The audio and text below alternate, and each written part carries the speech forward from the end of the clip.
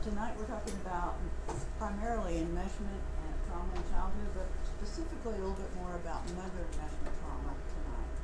And the two authors that we're going to talk about, Ken Adams is one of them, and he talks primarily about mother enmeshment, although he's beginning to do work with mother enmeshment women as well. And then also Pia Melody, who does enmeshment for mom, dad, whoever, any caregivers that is enmeshing with the child. And tonight you'll be able to understand a little bit more about what enmeshment trauma consists of. In a second now. Alright, so our goals: understand the nature of caregiver enmeshment, recognize several templates of enmeshed adults, present strategies to intervene on dysfunctional relationship behaviors with enmeshment traumatized adults. Oops, that one. So here's some common symptoms. When I get a client in that's having a lot of trouble trying to figure out how they feel, and when I ask them how they feel, I don't know. And they'll just go, I don't know. And I know that's probably some enmeshment trauma.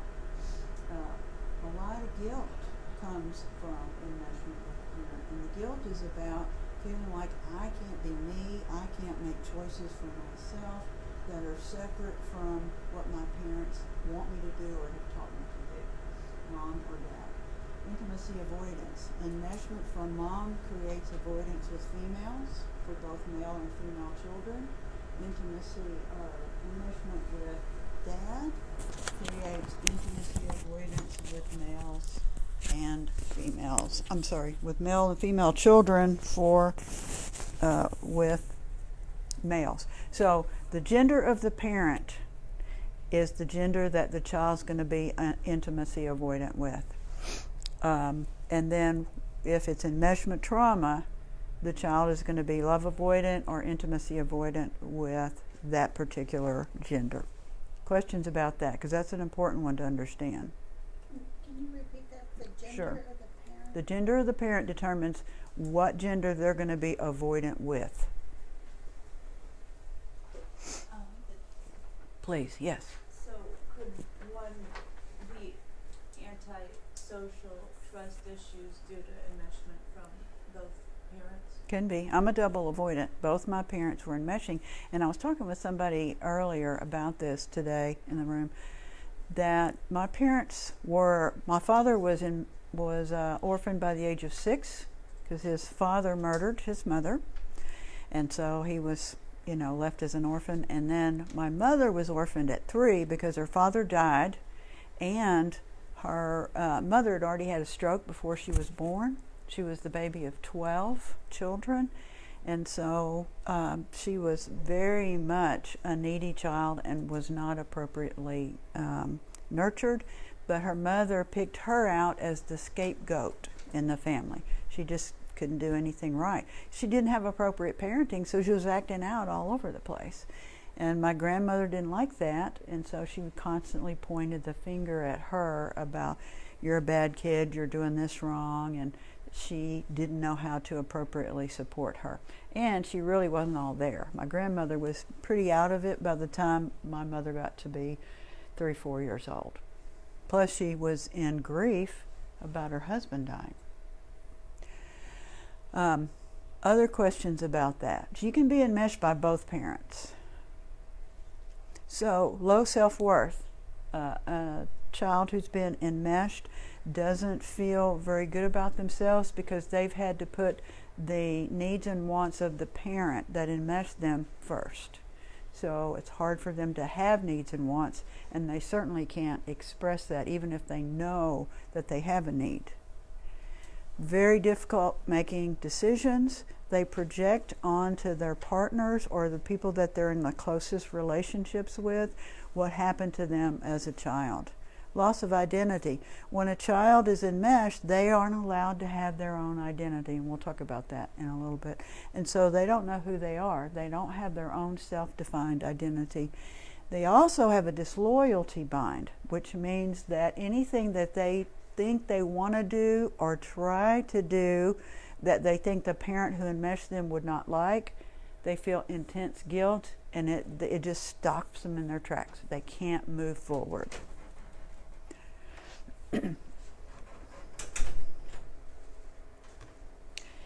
So some of the other common symptoms, they have problems with sexuality. This is more true for males who were enmeshed by mother, and more true for females who've been enmeshed by their father. We'll talk more about that later. They often use external sources of emotional regulation. So they have trouble regulating their own emotions. So what they're going to do is figure out how to regulate that from the outside.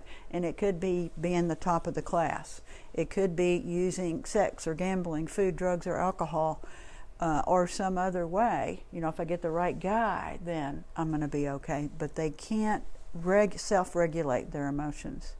They're unusually concerned with how their mom, or if it's a father enmeshed daughter, how dad's feeling.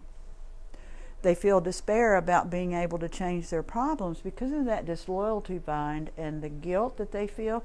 They can't move past the things that they need to change and want to change, but unconsciously this message keeps coming up. No, you can't do that. So they just keep hitting a brick wall, and they don't know why. They struggle to leave unhappy or abusive relationships, and they struggle to stay in healthy relationships. Oh, the other piece. It's important for those of you who have children not to think about what you did to your children. That's not going to help you tonight. Focus on what your parents did, what their behavior was, because that's what's going to help you make your own changes. And the changes you make here in the next few weeks or months will affect your children. They're going to feel the difference in you. So one of the facts that we know about mother enmeshed men is that an estimated 40% of male sex addicts have enmeshment issues from mom. So these are the two primary authors, and they have a little difference in how they see the cause of enmeshment and how it manifests itself. And so I think Pia has a better idea of all the different things, the parenting styles that create enmeshment. Ken has a better view of how that affects the adult, and then how to help them change the difficult thoughts and behaviors that they are choosing not to do.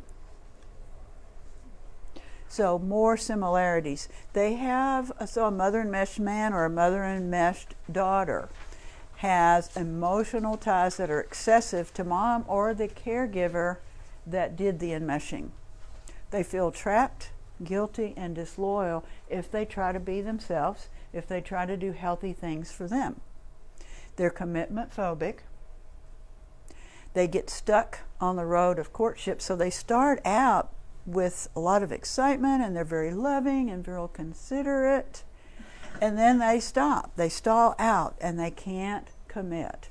And so what happens is that they'll back up, and they don't even know why they're backing up, but they're backing up from relationships. So this is also true for females who are father enmeshed. They have a great difficulty moving forward and making commitments in relationships. So they stall out, and they don't even know why they get stalled out. Their unconscious embedded template from mom is in there, and that's true for all mother enmeshed kids and father enmeshed kids. And it blocks their commitment. If it's a mother enmeshed man, it blocks his commitment to another female. If it's a father enmeshed female, it blocks her commitment to a male partner.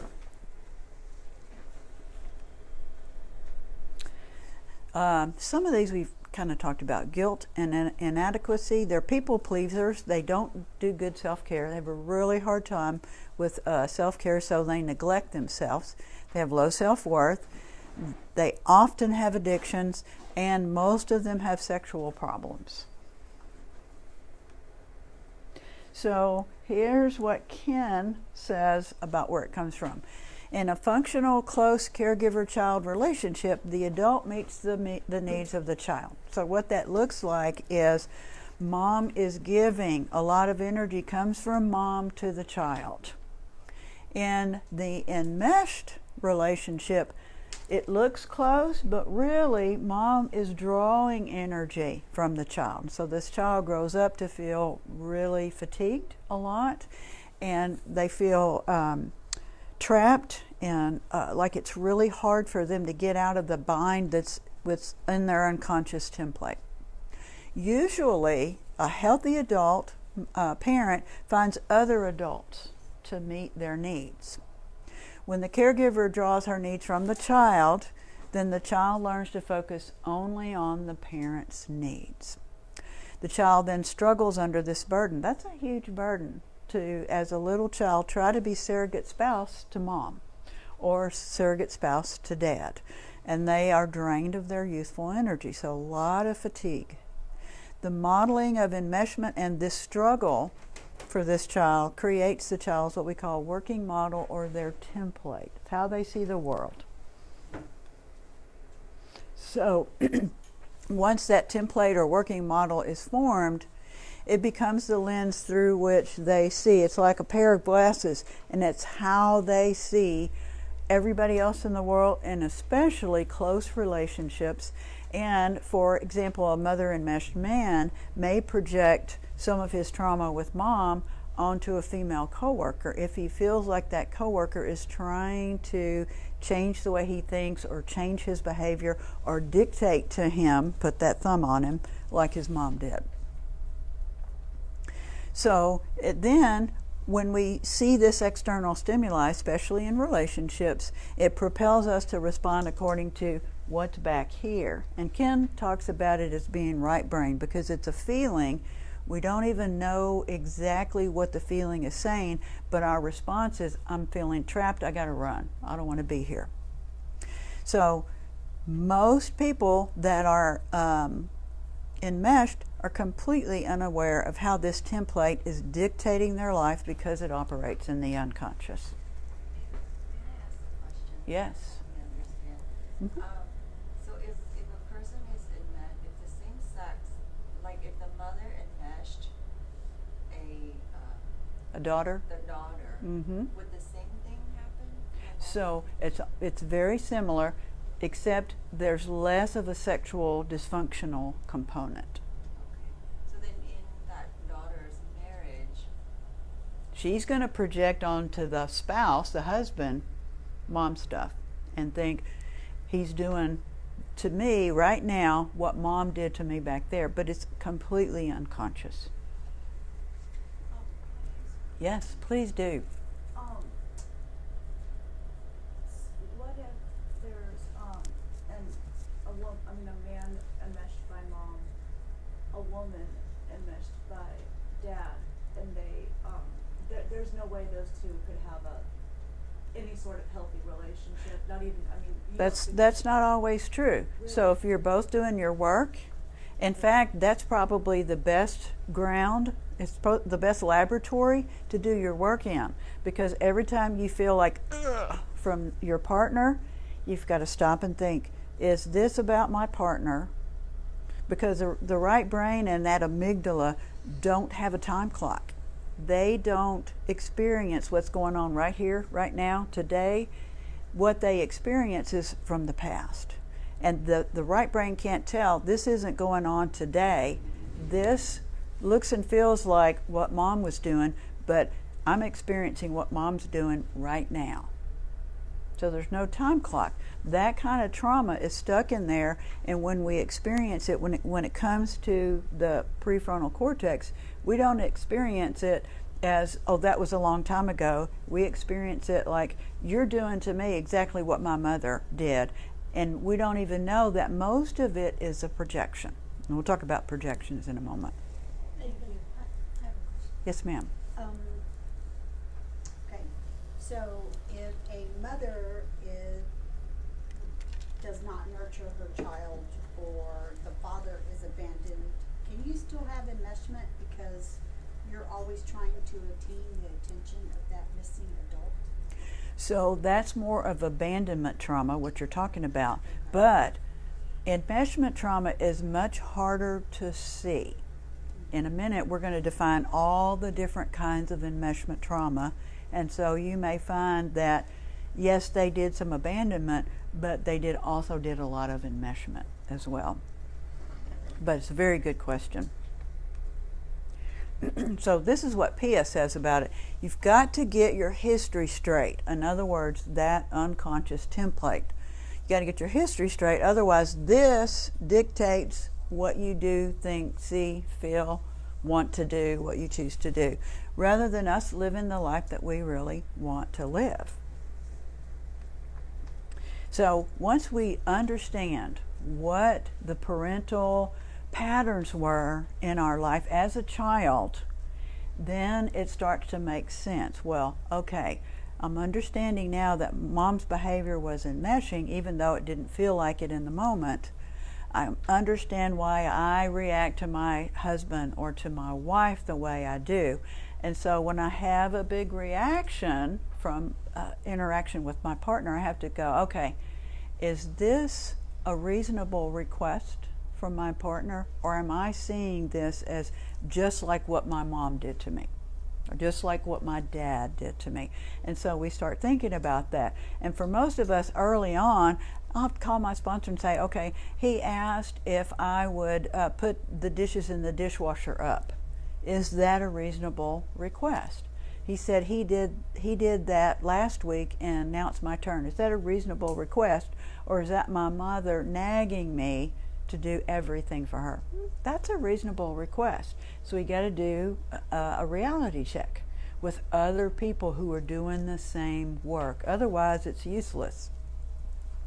So we need to bring to the conscious what it is that we're thinking about doing, and we get the unconscious into the conscious mind. So we have a better idea of, is this a reasonable request, or is this something that my partner is doing to me that's truly too much, a boundary violation, or something like that? It takes a long time to get that straight. Where does my end of the street, where does my side of the street end and my partner's side of the street begin? When is he getting over onto my side of the street? When am I getting over onto his side of the street? That's stuff we can't recognize early on. So then we can make conscious choices instead of being motivated by, I call it the limbic system, Ken Adams calls it the right brain, and then he talks about getting what's in the right brain to become fully conscious in the left brain, and that's where we make logical decisions that aren't based on feelings or past trauma. So Pia's model is very similar to his, and they both see enmeshment trauma fairly closely, fairly the same. But the model predicts how an adult's going to behave and respond in general to relationships as adults. The resulting chaos, intensity, and or failure in their relationships is just as predictable. So when I have somebody come to me and they're talking about a mom that they think was a great mom, and they were really close, and basically she's still telling him which girl to go out with, and she's telling him how he should fold his clothes, and coming over and entering his house without a key, doing his laundry for him, that kind of stuff, then he's seeing all that as perfect and great, and I got a wonderful mom, and I'm thinking, no, that's probably not the greatest thing going on for you, because you need to be responsible by either hiring somebody to do that work for you and not having your mom come in and invade your personal space. Then I know he's probably having a lot of trouble with relationships, and lo and behold, what he's coming in for is relationship issues. Children who grow up with enmeshment trauma can't stay in the present. And it's like what I was talking about earlier. My spouse asks me to do something, and I'm thinking, oh God, here we go again. He's asking way too much, and he's trying to control me and tell me what to do. I'm not doing that. That's what I want to do. But I can think, wait a minute now, is this really about him, or is this about my history? So out of Ken Adams' book. So this is a quote from his book. one of his former clients, and he changes their name, so he just calls this one David. David's wife asked him for something. Now, he would have an immediate unconscious reaction from the past. And to himself, he goes, oh God, here it is again. Here's another demand from my mother. And he's saying mother, but he really means my wife. And I don't want to deal with it. I don't want to talk about it. I want to run away. That's what an enmeshed child will do as an adult. Don't want to talk about it. Don't want to deal with this. I just want to run away. Because there's so much confinement and entrapment as a child, the only way he knows to deal with it is to run.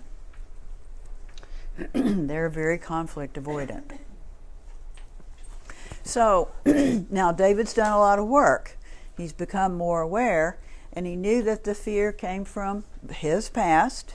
And so he says to himself, now let me think about this for a minute. Is my wife making a reasonable request that's just pushing my old buttons, my unconscious buttons? Or is she really asking for too much, and do I need to stand up for myself and say, no, I'm unwilling to do that? And so, it may sound kind of silly, but that's what we go through. As enmeshed adults, we have to think about this. Is this just a reaction? Is this part of my old trauma that's been repressed? Or, is this something that my partner's asking something that's not okay to ask of me, and maybe I need to speak up?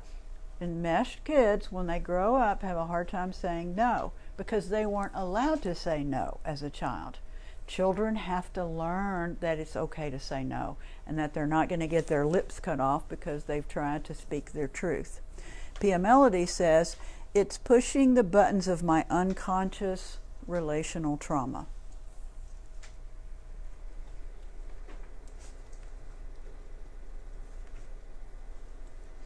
So some types of enmeshment trauma.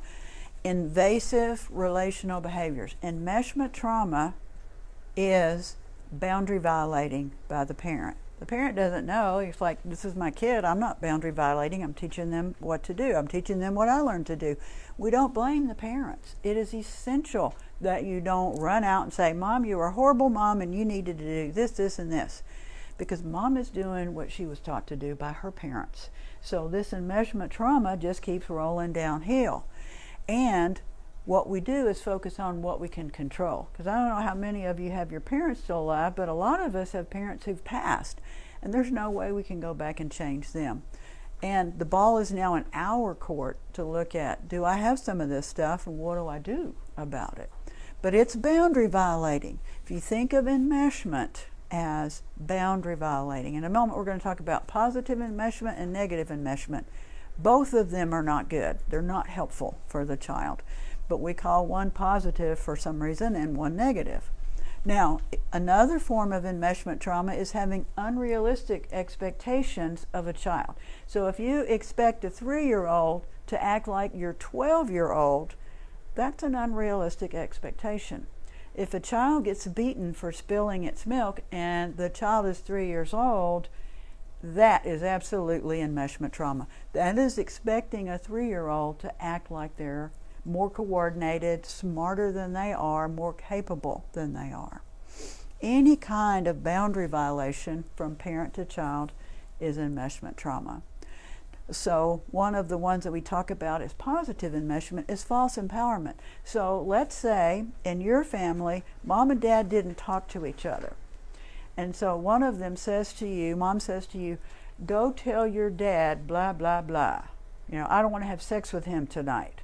That's a boundary violation. So it's false empowerment because the kid goes, ooh, wow, I get to talk to mom and dad about sex, and that makes me a big girl. I like that. Kids like this kind of empowerment, but they don't realize it until later that, no, that wasn't a good thing. You were too young to hear that. And the relationship between mom and dad is a sexual one. It's a romantic one. The relationship between mom and child, dad and child, is non-sexual. There's not supposed to be sex involved. So it has some covert tones of sexual emotional enmeshment as well. So if a kid is made surrogate spouse, mommy's little boy, mommy's little man, man of the house. He's the only child. You have to be the man of the house. And the kid's 7 years old. That is false empowerment. But a 7-year-old's going to think what? Oh boy, I get to be a big man. I get to be a big boy. So the kids like it, although it is causing harm to them. So we call that a positive enmeshment. So false empowerment of a child is anything that puts them in a position to behave beyond their years, to think beyond their years. So a mom's daughter cannot be her best friend. Why is that? She's her daughter. That's my daughter. And if she's 7, can I tell her about my affair that I had with the guy next door? Can I tell her about all the fights I've been having with my best girlfriend? And want her to help solve my problems, my relational problems with my best friend? That's inappropriate for a child. So adults need to have adult peer support, and children need to be treated at the age they're at. So understanding developmental levels is really important for parents. So the child also cannot be the caregiver of the parent unless, and this happens a lot, maybe mom is disabled and there's only one child, dad's got to work, and so the child has to be a caregiver for the parent. That's a necessity, but is it still enmeshment trauma? Yes, it is. There are a lot of circumstances that create enmeshment trauma that can't be done any other way. So sometimes it's a necessity, but it still causes enmeshment trauma for the child, whether the parent is intending to do it or not. And 99 times out of 100, the parent's not trying to do that. Strict and rigid rules for a child. So a child, it's not okay for you to ever spill your milk at the table, little Susie, who's 3 years old. That's a boundary violation. That's expecting a child to be able to do something that they can't do. And kids are going to test the boundaries, aren't they? They're going to try to get around the rules. So when an adult defines a child's reality for them, so let's talk about what is the child's reality. So our reality is made up of what we look like, and that includes not only what our body looks like, but also what does my character look like. Am I show up as a clown all the time? Am I really serious? So my physical appearance and my character, what my character looks like, what I think and believe, in other words, how I make meaning of what I see out there in the world, my feelings, and the behavior that I choose to do based on how I'm interpreting what I see out here. So if the child says, and they're a skinny little kid, and the child says, "Mommy, I'm fat," should mommy say, "No, you're not"? What mommy should say is, "Well, tell me why you're thinking that," and then help them understand why, this is what you think about yourself, but this is the reality, but not saying your reality's wrong.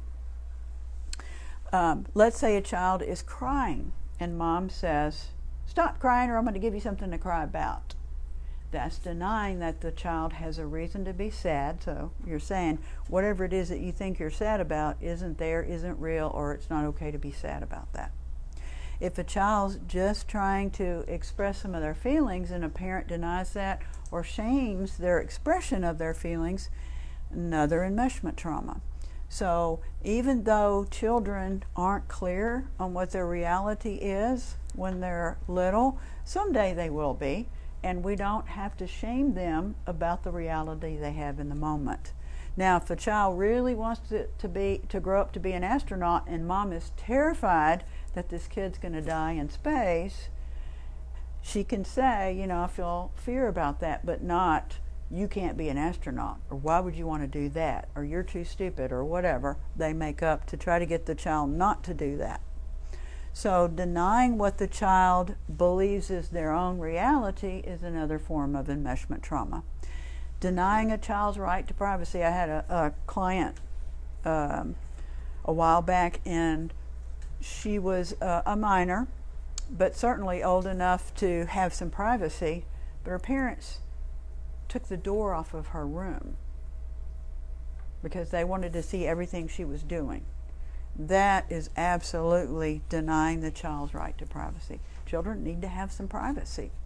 Now, maybe it's not okay for them to lock the doors if they have friends in there, but they do have a right to privacy. Asking a child invasive questions. I had one who said her mother and her dad would ask her 1,000,000 questions about her date. What did he do? What did he say? You know, kids have a right to privacy around what's going on with them.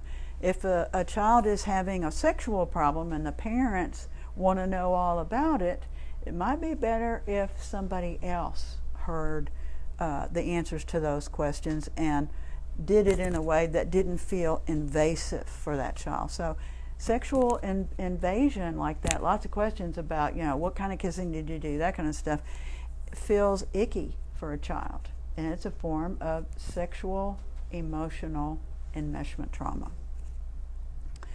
Physical abuse. Now, I want to talk about what physical abuse is and what it isn't. So, appropriate physical discipline is covered bottom, open hand, swat.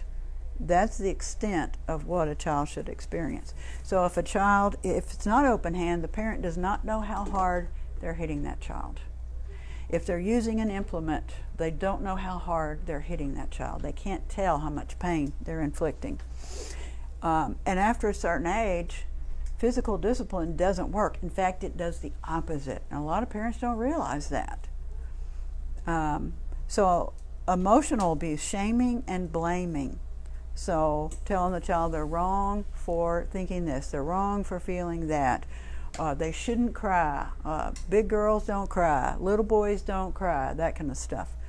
And then the last one, spiritual abuse. So what spiritual abuse looks like is if the parent has a religious addiction and they're shoving religion down the child's throat. If the parent acts like the way they think is the only way to think, and that everybody in the family should think the same way. Basically, they're saying, you got to adopt my reality or you're not okay. So who you are spiritually or otherwise isn't okay. That is another form of enmeshment trauma. Can I ask a question? Yes, please do. This might be about, not really about the child's body, but I'll just speak from personal. My mother, growing up, would always talk about, don't you feel so bad when there was someone that she didn't like the way they looked, and I would take it like I should never look like that. It's like something I kept up here. Is that So she was telling you how to think and perceive what she was seeing the same way she was perceiving it. And so we interpret. So have you ever talked to policemen who say eyewitness accounts are notoriously unreliable? Because when we see information coming in through our eyes, ears, our nose, our mouth, what we feel on our skin, we're going to interpret that information through our own family of origin filter and the rest of our history. So how we interpret it from person to person is going to be very different. Plus, memory is a funny thing. It's not like a videotape. When we remember pieces of an event, our brain will automatically fill in the gaps. And so we'll believe something in our head that we didn't see, but we think we saw it. So that's why our recount of a situation is not very reliable. And so if your mom's saying, this is how you should see it, there's an error in her thinking about that. Did that answer your question? Yes, it did. Okay. Yeah, so she's trying to define your reality for you. And she doesn't have a right to do that. Spiritual abuse can also be abuse, any kind of abuse, intellectual, emotional, physical, sexual, at the hands of a clergy person. Did you have a question? Yes. Can all of these things still happen as adult children as well? So you mean after you become an adult? That's next month's lecture. So why it so affects us between birth and through the age of 17. What our parents do and say is part of brain development, and I'm going to talk about that next month, about why it's so powerful. It's powerful, pervasive, and persistent, and it persists throughout our entire life. And so I have a lot of people coming to me and saying, oh, I had a great childhood, and the trauma that just happened to me is what's really causing my problems right now. Well, it's certainly causing some of your problems, but the biggest piece of our trauma happens to us before the age of 18, because our brains are forming. We'll talk about that. And I have a little slide at the end that'll help you with that a little bit. So what we call positive enmeshment is elevating the child to the status of best friend or surrogate spouse. Basically, we're moving them up to the status of another adult.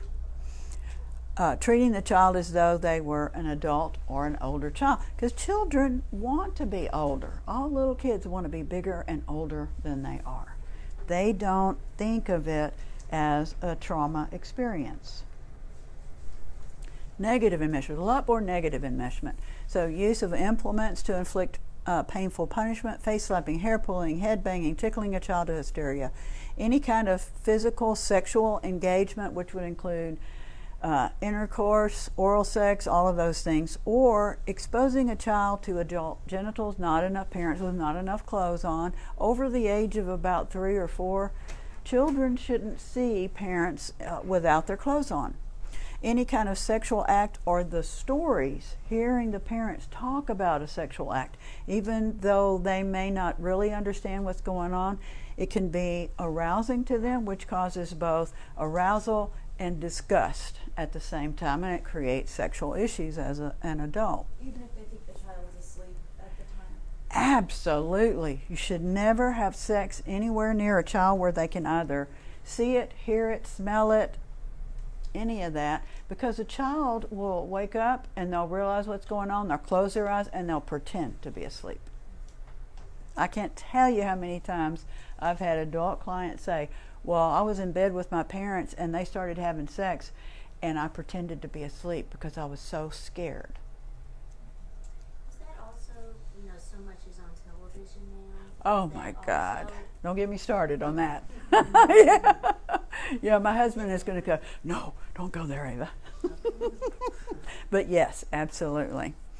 Question, Ava. Yes. So I make up that, if one of these traumas happens once, it's likely to occur multiple times throughout childhood. So if you remember a trauma and you go, it happened one time, chances are it happened more than once, that you just don't remember it. When a child is experiencing something that's scary or repulsive, or their body is being aroused and they are scared of that arousal, they are going to compartmentalize that and put that into the unconscious mind, and they won't remember it. Now, they may remember it years later when their children become that age. That happens a lot. Or when they have a niece or a nephew that becomes that age. There's a lot of different ways that a child's repressed trauma can get activated as an adult. There's so many different ways for that to happen. Or seeing something on TV, that's another way that it can happen. Did that answer your question? It does. And Yeah. so I guess going back to the same question, if it truly only does happen once, it's still impactful though. So Oh, if it still happens- impactful. So if it Yeah. happens multiple times, then it's just kind More impactful. Yeah. Yeah. Very good question. Yeah. Attacks to a child's expression of thought, a negative enmeshment. Shaming a child's expression of their feelings, or if the adult is having really big feelings, over the top feelings, because maybe they're in trauma and the child's in the room with them, or maybe the child's in the living room, mom's in the bedroom screaming her head off, that is going to cause enmeshment trauma for that child, because it's frightening for a child to hear their parent having a lot of emotions. And one of the things I'm not addressing tonight, but I will address later, is what we call carried feelings. So if a parent shames a child a lot, what's happening is the parent isn't feeling the shame that they should feel for shaming the child. When that happens, the shame that the parent is not feeling is getting dumped onto the child. And if you do that enough to a child, the child's going to develop what we call a shame core. And when that shame core fires, they go into a downward shame spiral and they're stuck. And what Pia says is they cease to become a real person at that point. Shame binds is what we call that, will prevent an adult from moving forward in their recovery. They're stopped at that place and they can't go any further until that shame bind is addressed. But you can have carried anger as well as carried shame, carried sadness. Any kind of emotion that you can have carried feelings, and then you also have your own feelings. Our own feelings are healthy, even our own anger, because our anger helps us to have energy and motivation to get up and do what we need to do to take care of ourselves when someone has violated our boundaries. If someone violates our boundaries, we should be angry. Normal, healthy anger. A parent behaving like they're God of the family. Their thinking is superior to everybody else's thinking. This is the only way you're supposed to think, behave, act, feel, etc. And demanding perfection from the child. So those are some negative traumas. Here's a little piece on some of the ways to heal. So when we are beginning to heal from enmeshment trauma, because now I know where my enmeshment trauma is coming from, I know why I feel guilt, I know why I feel disloyal to mom and all that stuff, then I have to start doing things that are uncomfortable. Doesn't feel good to go against the grain of what my brain feels I should do. And so we talk about shoulding on ourselves in Al-Anon and ACA. This guilt is saying you should this and you shouldn't do that. So we have to go against that grain and do some things that are not really comfortable and be persistent in that as we continue to do those things. And what Melody Beatty says is feel the fear and do it anyway. Feel the shame and do it anyway. Feel the sadness and do it anyway. So feel that discomfort, but, and checking it out with other people, sponsors, accountability partners. Okay, here's what I'm doing. My mom wants me to come over there and mow her lawn, and she lives in Louisiana. She wants me to come tomorrow and mow her lawn, and I don't think I can do it, but I'm feeling guilt about not doing that. What should I do? Feel the guilt and don't go and mow mom's lawn. Does that make sense? So we feel the discomfort that we feel about going against the grain of what our right brain says you have to do X, Y, and Z, Ava, when it comes from childhood enmeshment. Persistence and commitment are key to a serene, unfettered life. So having been enmeshed, it feels like constantly being trapped. I remember at 2 weeks before high school was over, before I graduated, I moved out of my parents' house because I couldn't take it anymore. And a day or so later, I was just kind of standing outside and I thought, wow, I can breathe and this feels so good. And then, of course, my parents drugged me back in shortly after that. But I remember that feeling of being unfettered. My life was unfettered for a few moments. So, Pia Melody says, do a step 1 on the effects in your life of the enmeshment trauma. So, what is step 1? Admitted we were powerless over, and we're going to put in that blank, the enmeshment trauma I experienced as a child. Now, it could be that my mom says, I want you to come mow my grass tomorrow, and so I put in there, I am powerless over my guilt about going against what my mom wants. And that guilt has made my life unmanageable. For a lot of people, it makes their life very unmanageable. And so we're looking at, that's what Pia Melody also calls some of the symptoms of codependence. I feel guilt about not going and mowing my mother's lawn. So I know that guilt has moved me to do things that I really wouldn't normally do. If I didn't have this guilt from my mom telling me what I'm supposed to do, what I should do, what I have to do, then, I might not feel this guilt. So right now, I'm powerless over my guilt from my mother's enmeshment. It doesn't mean we go tell Mom, that's enmeshment trauma and you shouldn't be doing that. We don't do that because they're not even going to understand what it is. But what we do is notice the feelings that come up. Feel that feeling. Go, this is enmeshment trauma guilt that I'm experiencing, or this is feeling disloyal to mom, like I'm doing something wrong. And I know that what I'm doing is the right thing.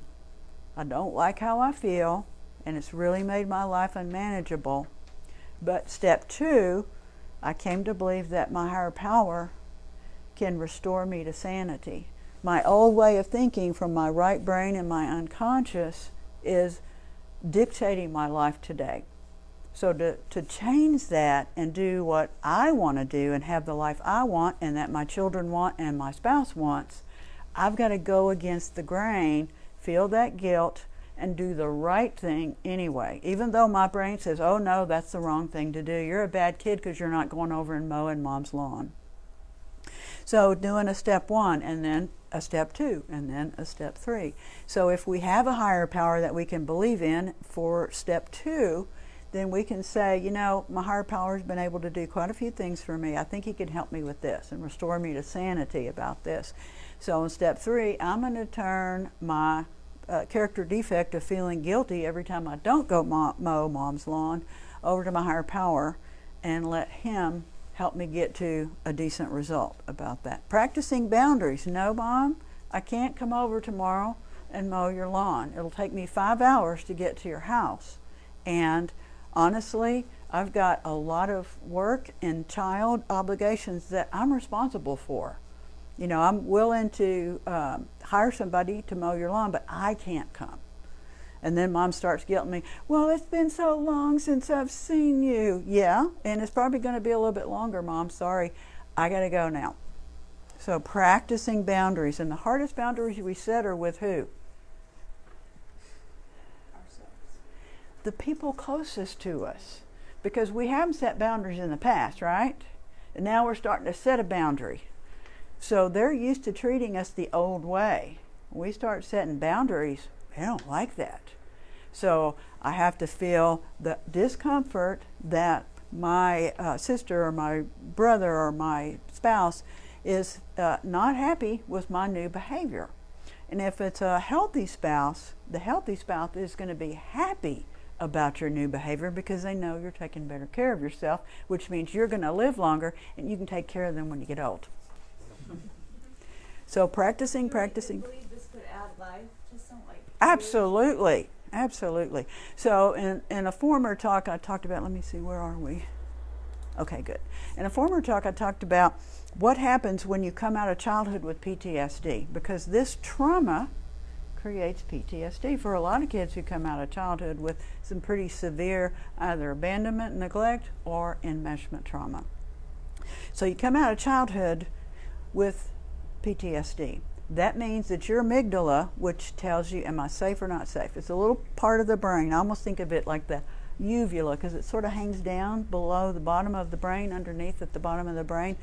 When it's on, what you think is, I'm not safe, and my body's going to go into sympathetic nervous system stimulation, which means all the blood from my torso has left, and it's gone into the skeletal muscle so I can fight if I need to fight, or run if the foe is too big. So my immune system shut down. My digestive system has shut down. My body is dumping coagulants, blood coagulants, into my bloodstream. That's not a healthy state for more than a couple hours at the most. That is for short-term survival. So when we're in the sympathetic nervous system all the time, we're susceptible to cancer, heart attacks, strokes, infections, all sorts of things. And so we want to be, at least 60 to 70% of the time in our parasympathetic, which is the rest, rejuvenate, renew part of our autonomic nervous system. When we're in that, we are much more likely to have a longer life and better health. So coming out of childhood with PTSD is certain to cause us have a lot of physical illness, addictions, and mental illness as well. As we heal from that, we get sick less often. We're less likely to have cancer or infections or heart attacks or strokes.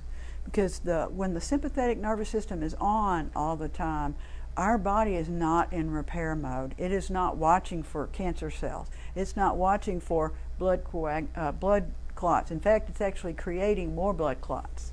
So we know that coming out of that, the people who show up at that treatment center where Pia works, they have an extremely high level of hospital visits, doctor visits, and significant types of illnesses, especially a lot of autoimmune diseases. So another important thing is to use a PIT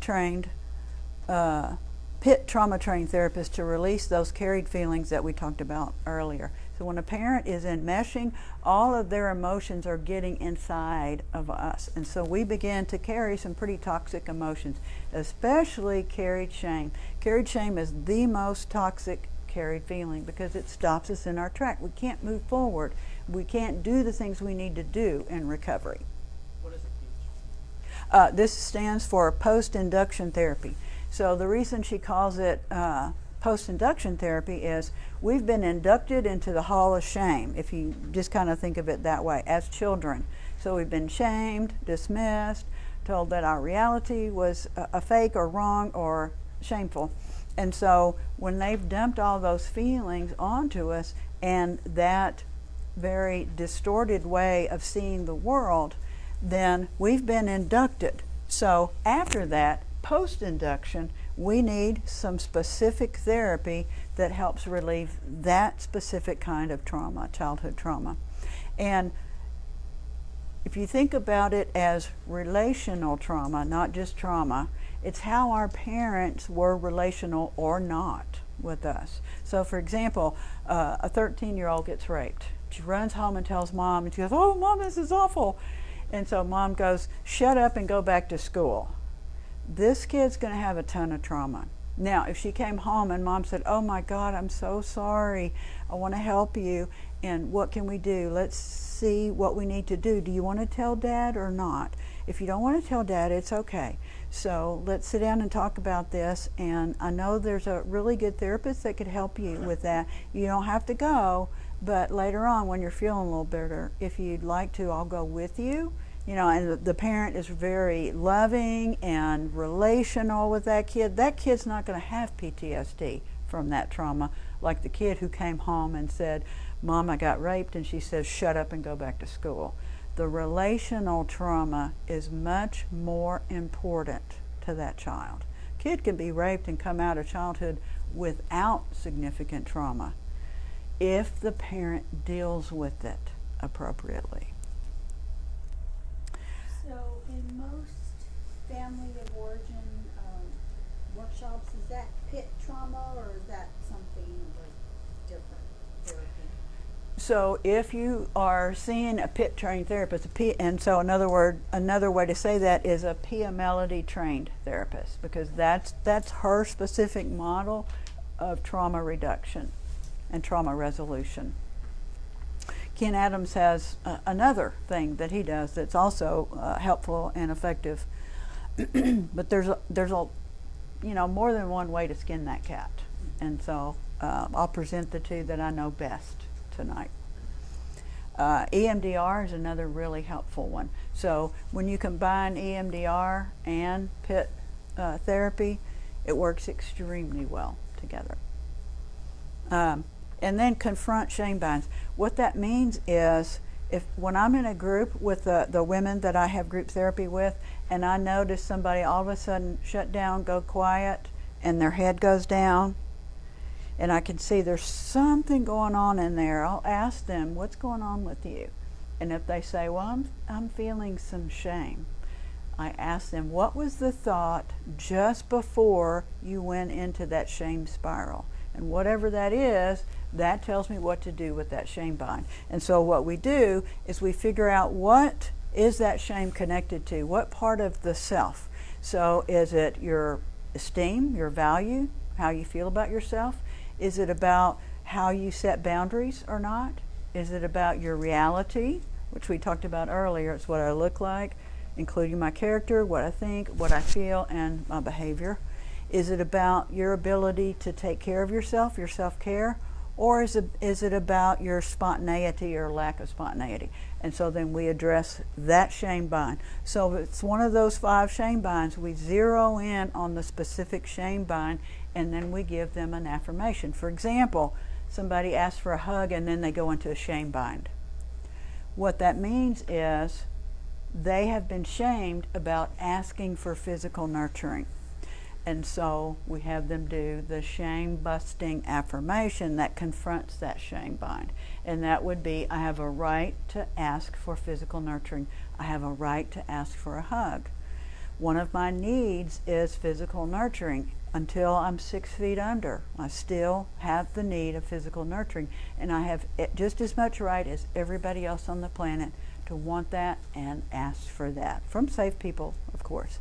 So we do the anti-shame bind affirmations when that happens. So important. When somebody is in a shame bind, that has to be addressed instantly. Otherwise, they're not going to hear anything. They're not going to be able to do anything. They can't even conceive of themselves as a real person anymore. Oops. Let's go back here. I know you talked about other people nosing about shame binds, but how is someone like myself look into a personal shame bind? So How do you see the clues from it? it really takes a PIT-trained therapist to do that. And so learning what a shame bind is, what it's connected to, and what your specific shame binds are, because most of us have at least a tiny one, is really working with your therapist. Once you identify what your own shame bind is and you start practicing the affirmations, you're probably going to have a clue about somebody else's shame bind. But a therapist who's not addressing shame binds is wasting your time and your money because you're not getting anywhere. I mean, it causes you to be stuck to the ground and you cannot move forward. That's why shame is such a toxic, carried emotion, and it needs to be addressed immediately when it happens. I wish I had known that 30 years ago. I think I ought to be a lot further ahead than I am right now. So confronting shame binds is a big part of enmeshment trauma. Do you ever give a talk just on that? On shame binds? So that's a good one. Let's see, this going to be November. So December I'll do that one, shame binds. This is a really important one. It's not that difficult to figure out after you practice it a little bit with yourself and helping someone else. So that would be a really good interactive breaking up into dyads. So I'm glad you said that. That'll be fun. I already did that one. Come on. Oh, wrong side. We already went there. Okay. So next month, this is the topic that I'm going to talk about. I did not understand why I did things like my father, did things like my mother, especially the things that I said about my mother. I'm never going to do that, and I did them. So why is it that parents have such a powerful, profound, and lasting impact on our mind, on our behavior, and on our heart? In other words, how we feel. So I think that's a really important thing for everybody to understand, how powerful a parent's mentoring and parenting are on us. Because when we do crazy things and we go, oh my gosh, I'm this horrible person because I did X, Y, and Z. No, you're not. You just did what you were taught to do by your parents. Now, it doesn't mean it was a good thing, but at least you don't have to beat the crap out of yourself for making mistakes. After all, we're human. That doesn't mean it's okay to screw up and then not address it. As a human being, we are imperfect and we're going to make mistakes. But we're still accountable to go back and clean up the mistakes that we make, especially if it's violated somebody else's boundaries. Is it wrong that, like, I don't know, I feel like angry that it kind of gives my parents, and specifically like my father's, father, like an out, like, okay, so everyone's allowed to just keep doing this, So, thing. I'm so glad you asked that. Now, it doesn't mean that we go over to our parents' house and when they start shaming us, we sit there and take it. It doesn't mean that. Okay, good. This is also about protecting myself and setting boundaries. It is not okay for, both my parents are deceased, but it's not okay for my mother or father to shame me or tell me I look stupid or I should blah, blah, blah, fill in the blank. No, I'm the only one who decides what I should do. It's my life. Now, I'm going to experience consequences from some of those things, but it's my life. Nobody else can tell me what my reality is and what I should or shouldn't do. I may not like what I just did and want help changing that behavior, and I'm responsible for that, especially if it violates somebody else's boundaries. And it is absolutely not okay to let other people violate my boundaries, to steal from me, to lie to me, to, do ugly things while they're in my office. Not okay. That's not okay. And I have a right to set boundaries around all of that stuff. So here's an interesting phenomenon. When animals as babies attach to a different species, okay, so you've got 3 species here. Can you see them? Tigers, dogs, and lion cubs. Lion cub on the end, or that may be a different kind of cat, but it's not a tiger. So attachment to different species as babies alters the adult behavior of animals, and this one was a shocker for me. Have you ever had a baby squirrel? Ever had a baby kitten? Kittens purr, don't they? Squirrels don't purr. They don't purr. There's a video on YouTube about a squirrel that was raised by a cat, and this squirrel purrs. You can hear it on the video. I'm like, dang, that's how powerful the people who raise us have an effect on us. And we're going to talk about that next week.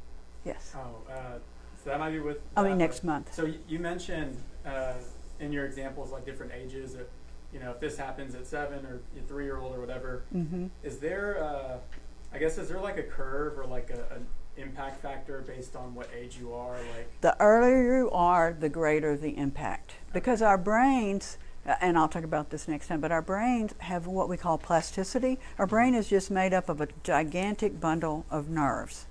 And so those nerves are constantly growing and changing, but that happens less the older you get. As a child, at 3 years old, this one was astounding to me. So the way our brain grows is 2 neurons are maybe connected, but they're not firing, so they're not signaling. The signal doesn't go across from one nerve to the other. But when we have a stimuli from the outside, then it's going to stimulate the nerve that's for vision or the auditory nerves or whatever.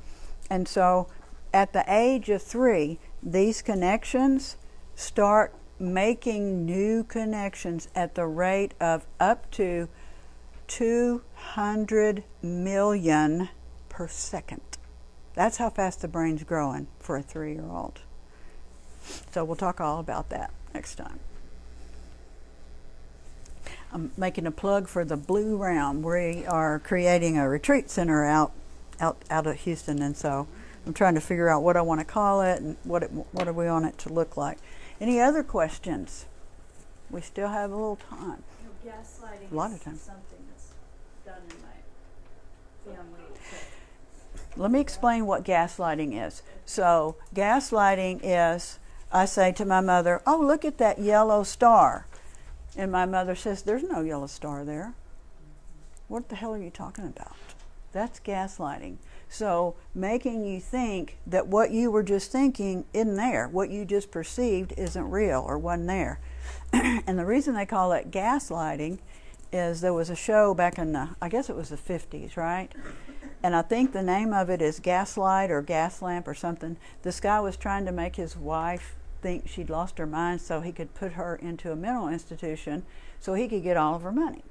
And so he rigged the gas lamps along their street, so as they were going back to their house, when the gas lamps were doing all kinds of crazy stuff, and she'd go, oh, look at that. And he'd go, what are you talking about? Oh my gosh, this is happening. No, it's not. What are you talking about? So she thought she was crazy, and he ended up trying to kill her, and she got away somehow. That's called gaslighting. It's what you think you perceive. Somebody else says, no, you didn't perceive that. Could that cause your child to have, or children to have mental illness when they would have been fine without that? Absolutely. So that's another form of enmeshment trauma. You're trying to define their reality. You're telling them that their reality isn't real. And so that kid's got enmeshment trauma. If they get enough of it, they're going to grow up with PTSD. And their amygdala is going to be in the on position all the time. And so they can get mental illness. They're more likely to have addictions. They're going to have mood disorders, mental health issues, and physical illness. All of those come from more severe, of course, childhood trauma. Other questions? Yes. I want to see if this is like gaslighting. Like, Okay. let's say someone complimented me or Mm-hmm. whatever, and then my mother would say, "They're just lying to you." That's Is that gaslighting. gaslighting? Yes, that is gaslighting. Now, she may believe what she's saying, or she may be trying to manipulate you, but it doesn't matter. It's still gaslighting. Denying your reality is gaslighting. So how do you differentiate from a gaslighting to, let's say, my mother saying something like, she didn't hear the conversation, Mm-hmm. but then she said, "Oh, they wanted to come talk to you because they want to mock you about something." Gaslighting. Is that gaslighting Mhm. too? And it's denying your reality, so it's one of the forms of enmeshment trauma. Would a parent do that if they're threatened by the child, like their successes or whatever? Absolutely. There are, so when we talk about a lot of Pia Melody's work, what she helps define is the people that are walking around here on the planet, there's so many of them that are in their teenager all the time. They're emotionally immature. And so we may say, oh, they're immature or whatever. But that's creating trauma for other people in the world. And so she defines what emotional maturity looks like. She defines what emotional immaturity looks like, and what people look like when they haven't fully developed emotional maturity. And you know that book called Emotional IQ? Emotional IQ? And so he defines in there basically what people who lack emotional IQ, they're emotionally immature. And people who are emotionally immature are going to bust your boundaries, they're going to violate your boundaries, and they aren't going to know how to be maturely relational with other adults. And how many of you have married somebody who's emotionally immature? Yeah.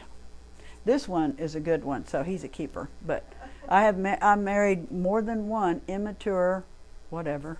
I'd like to call them bad names, but I won't. They had enmeshment trauma from their parents. They were very immature. They didn't know how to be a married person. Of course, neither did I. So what's the hope for two enmeshed people? So two people who have enmeshment trauma and they're trying to work together to change their relationship and have it be more healthy, absolutely possible.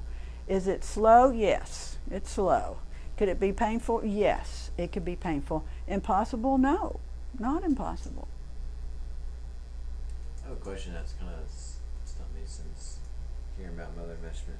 Mm-hmm. So growing up, it's understood, I guess, like in traditional views, that a child needs their mother, and kind of not the father's distant, but that's the primary purpose of mother, caring for the child for its primary years.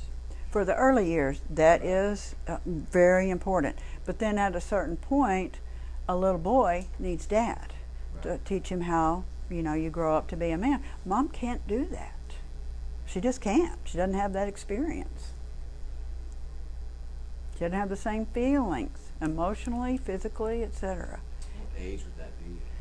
So it's around 10, 11, 12.